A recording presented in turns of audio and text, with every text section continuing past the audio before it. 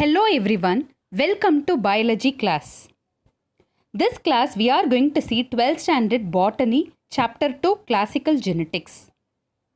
First we are going to see Mendel's monohybrid cross. Mendel's monohybrid cross is nothing but the cross which involves the inheritance of a single character. The character that Mendel took for his monohybrid cross is plant height. So in plant height there are a pair of contrasting character, that is tall and dwarf. So first we have a look into the cross. So in his parental generation, Mendel crossed a pure breeding tall plant with a pure breeding dwarf plant. So capital T is crossed with small t. And the gametes are capital T and small t. And in F1 generation, he got all the plants are tall, capital T, small t. And when he selfed the F1 generation, that is capital T small t is crossed with capital T small t, Mendel got in F2 generation 3 tall plants and 1 dwarf plant. And the phenotypic ratio is 3:1 and the genotypic ratio is 1 homozygous tall capital T, 2 heterozygous tall capital T small t and 1 homozygous dwarf small t. So now let's see the actual number of offsprings obtained by the Mendel in his monohybrid cross. The actual number of offsprings obtained by Mendel is 1064. Out of this 1064 offsprings, Mendel noticed that 787 were tall and 277 were dwarf. And the dwarf trait disappeared in F1 generation and it got reappeared in the F2 generation. Punnett square or checkerboard.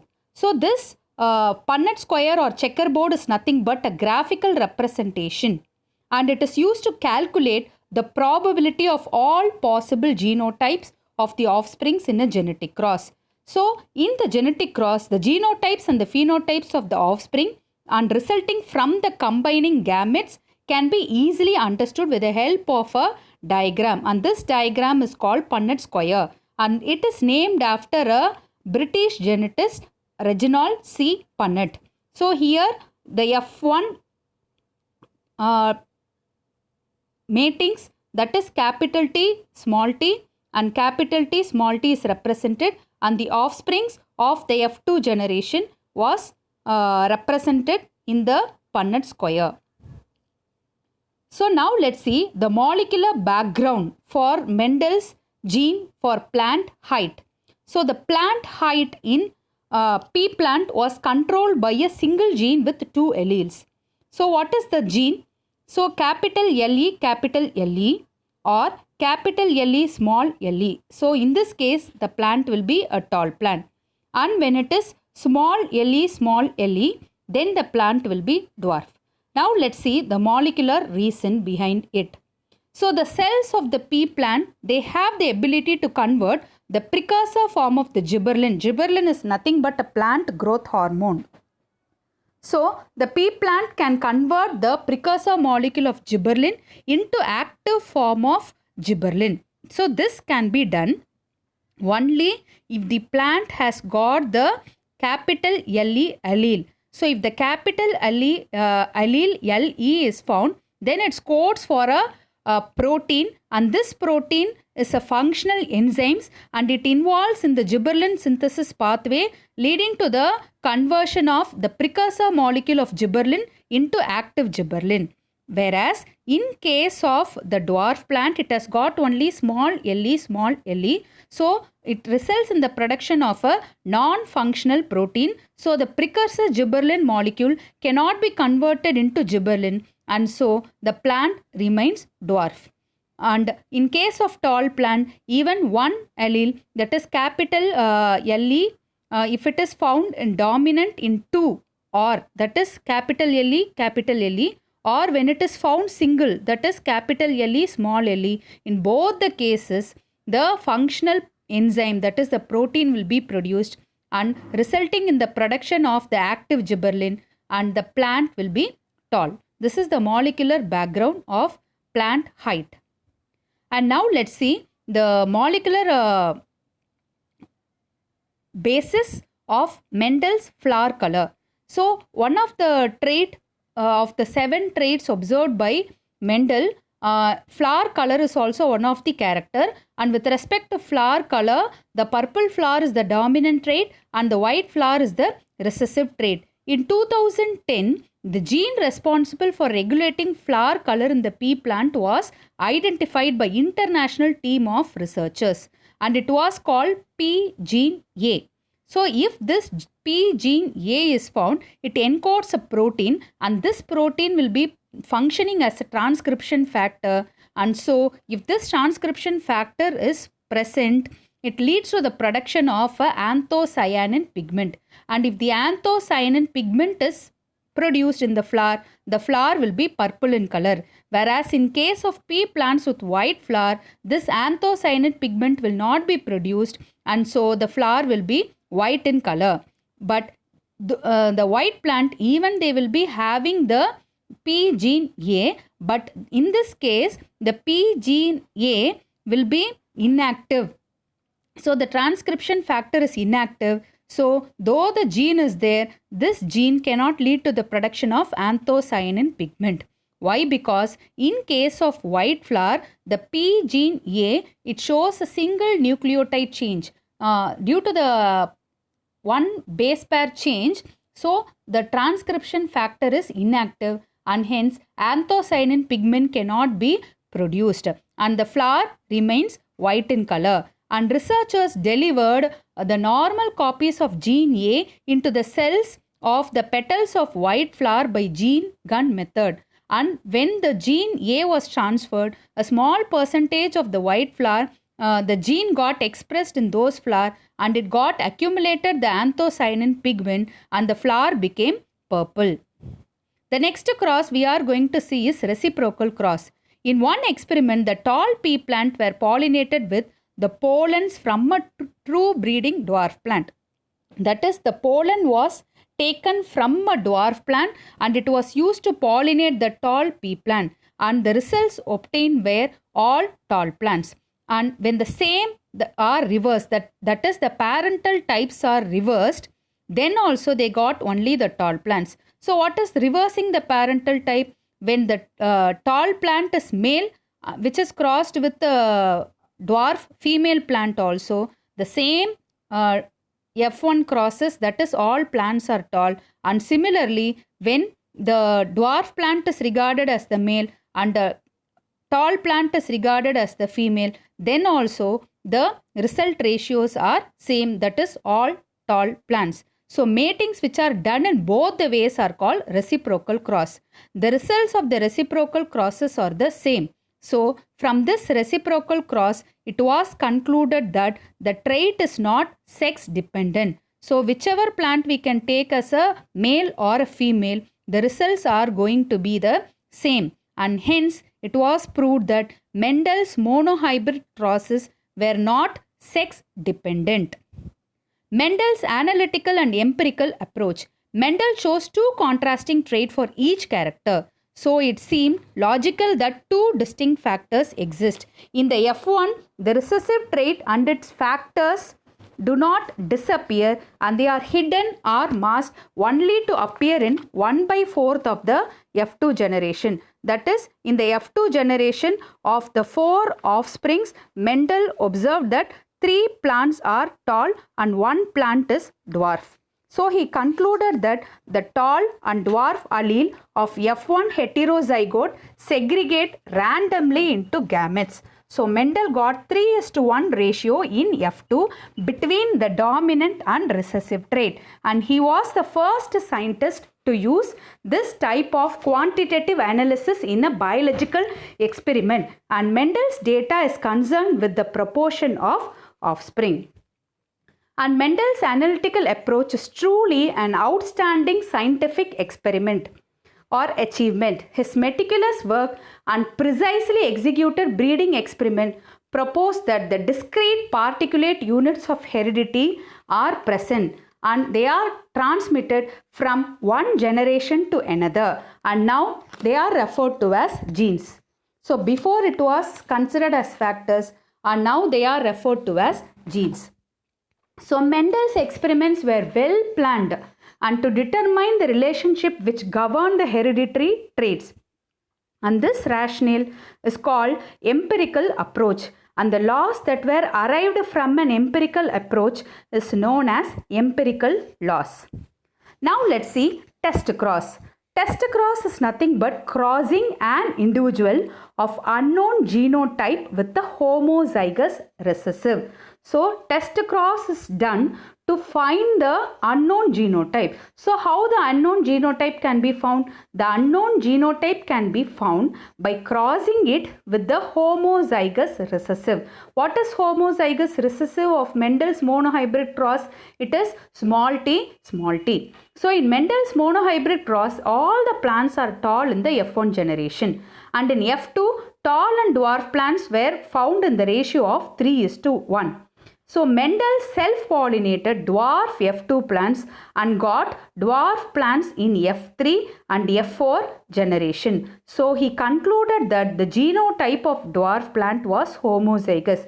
That is, even in the F3 generation and F4 generation also, when he self-pollinated dwarf plant, he did not get any tall plant. So he concluded that the genotype of the dwarf plant is small t, small t.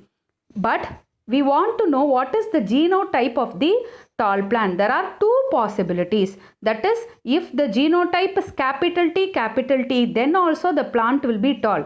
And if the genotype is capital T, small t, then also the plant will be a tall plant. So to find out whether it is a homozygous tall plant or a heterozygous tall plant, it can be found by performing the test cross.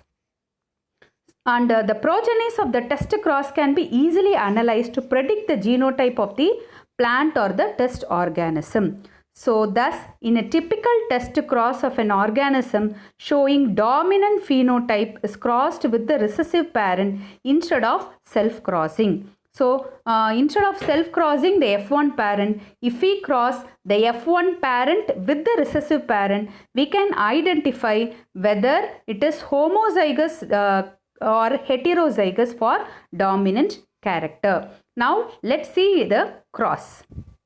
So for considering if it is heterozygous tall, so what will be the heterozygous tall? Capital T, small t. So capital T, small t is crossed with the homozygous dwarf. So when we cross it with the dwarf only, it will be a test cross. So when we cross the heterozygous tall with the homozygous dwarf, all the plants of the F1 generation consist of 50% of tall plant and 50% of dwarf plant. So the ratio is 1:1. Both the phenotypic ratio and the genotypic ratio is 1:1. So if the result of the test cross is in equal proportion, that is, it has both the dominant character and the recessive character, then certainly the F1 individual is heterozygous dominant. Be very clear, if the result is in equal proportion, that is 1:1, then the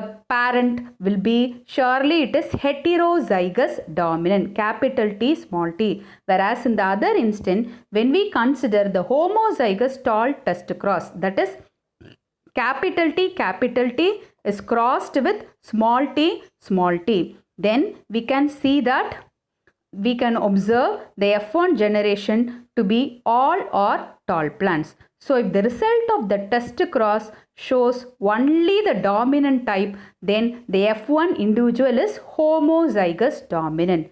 So test cross, with the help of the test cross, we can identify whether the parent is homozygous tall or heterozygous tall. So if we get the ratio in equal proportion, then it is heterozygous tall, and if we get only the dominant type, it is homozygous tall. Now let's see what is backcross.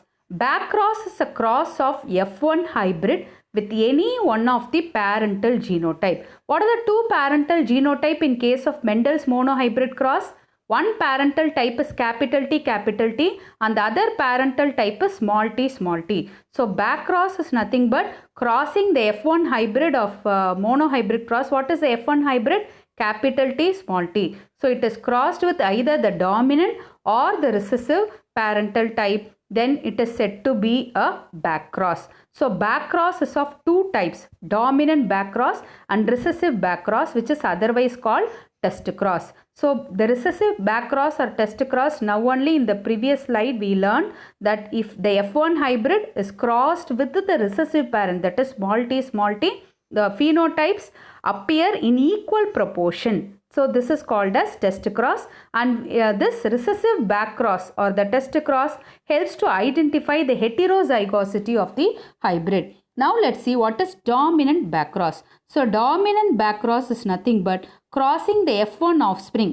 So which is the F1 offspring? Capital T, small t. It is crossed with the dominant parent, that is capital T, capital T. The parents of F2 generation develop only the dominant character and no recessive individuals are obtained in the progeny. So this cross is referred to as dominant backcross. Now let's see about Mendel's dihybrid cross.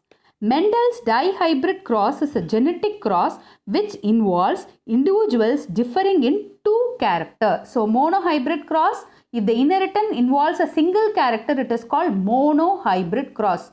Mono means one, single. Whereas dihybrid cross, di meaning two. So if the cross involves two characters, it is called dihybrid cross.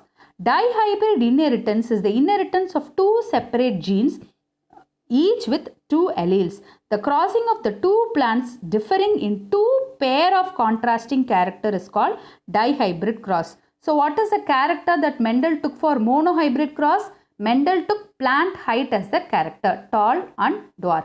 Now let's see what are the characters that Mendel selected for dihybrid cross. So in dihybrid cross, two characters were selected by Mendel. One is color and the other one is shape. So considering two characters at the same time is called dihybrid cross.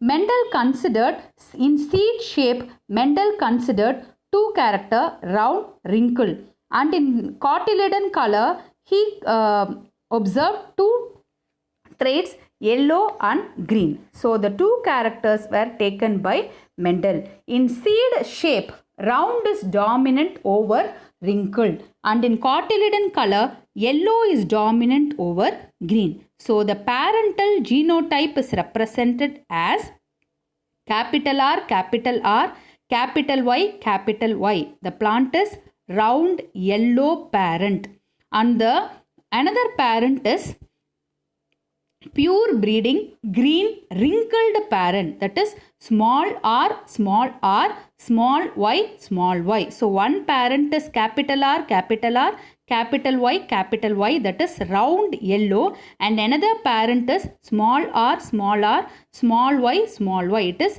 wrinkled green.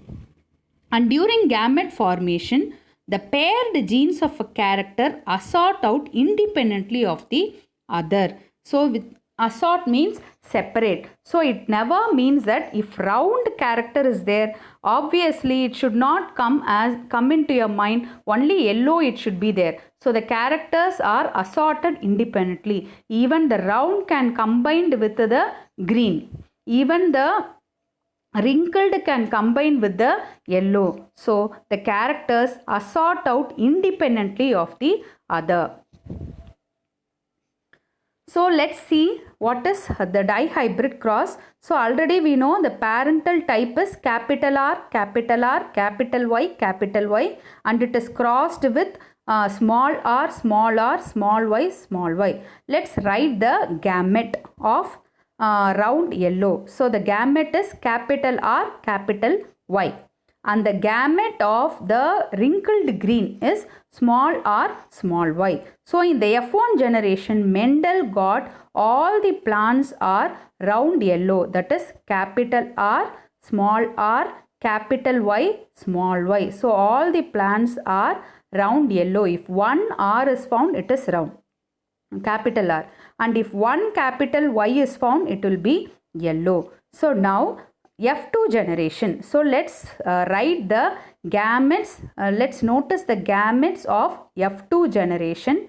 So the gametes are capital R, capital Y, capital R, small y, small r, capital Y, small r, small y. And the gametes, and here also it will be represented the gametes. So this is a form of graphical representation which is referred to as the checkerboard. So the offsprings that are obtained are written inside the checkerboard. So round yellow, capital R, capital R, capital Y, like that all the offsprings are written in the form of the checkerboard. And finally, Mendel observed the plants, the progenies, round yellow plants, 315 round yellow plants, round green plants, 108 round green plants, wrinkled yellow 101 plants, and wrinkled green 32 plants. And the phenotypic ratio of dihybrid cross is 9:3:3:1. So he got 9 round yellow plants. So here you can see he got 9 round yellow plants. Then he got 3 round green plants, and he got 3 wrinkled yellow plants, and he got 1 wrinkled green plant. So the phenotypic ratio is 9:3:3:1. And the genotypic ratio is 1:2:1:2:4:2:1:2:1. This is the genotypic ratio.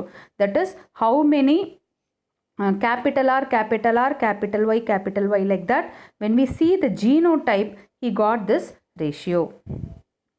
So during the F1 into F1 fertilization, each zygote with an equal probability receives one of the 4 combination from each parent, and the resultant gametes are 9 round yellow. Just now we saw the phenotypic, the same is explained in this slide.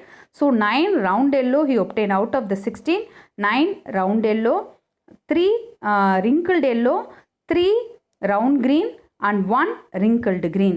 So these 4 types of gametes of F1 hybrids unite randomly in the process of fertilization and produced 16 types of individuals in F2 generation with the ratio of 9:3:3:1. And now let's see what is the molecular explanation of round and wrinkled peas. The protein called starch branching enzyme. So SBEI, starch branching enzyme 1, is encoded the wild type allele of the gene capital R, which is dominant. So the starch branching enzyme 1 is encoded by the wild type allele of the gene capital R, so it is considered as the dominant. And when the seed matures, this enzyme, that is the starch branching enzyme 1, catalyzes the formation of highly branched starch molecule, and the normal gene R has become interrupted by the insertion of extra piece of DNA and resulting in small r allele. So, in the homozygous mutant form of the gene, that is small r, which is recessive, the activity of the enzyme starch branching enzyme 1 is lost. So, when the activity of the enzyme is lost, it results in wrinkled peas. The wrinkled seed accumulates more sucrose and high water content, and so when there is more sucrose and high water content, the osmotic pressure inside the seed rises and the seed absorbs more water, and as the seed matures it loses water as it dries, so it becomes wrinkled at maturation. When the seed has at least one copy of normal dominant gene, heterozygous, that is only one capital R is found, the dominant allele will help to synthesize the starch, amylopectin, an insoluble carbohydrate, and with the osmotic balance which minimizes the loss of water, resulting in smooth structured round seed. So here in the flowchart explanation you can see, then it will be much more clear. The dominant allele capital R, if the dominant allele is found, it results in the production of a active protein, that is active enzyme, which is nothing but starch branching enzyme 1. So if the starch branching enzyme 1 is present, the linear unbranched starch amylose can be converted into branched starch amylopectin. So if the branched starch amylopectin is found, the osmotic balance is maintained inside the seed and resulting in the round seed.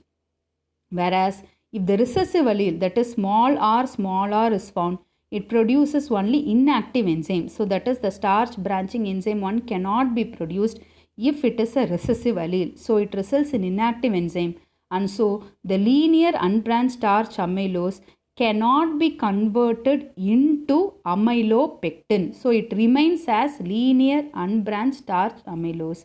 So it cannot maintain its osmotic balance and resulting in the formation of a wrinkled piece. So in this class, we have seen about Mendel's monohybrid cross, reciprocal cross, test cross, back cross and Mendel's dihybrid cross. Hope you understood everything. Meet you in the next video. Thank you.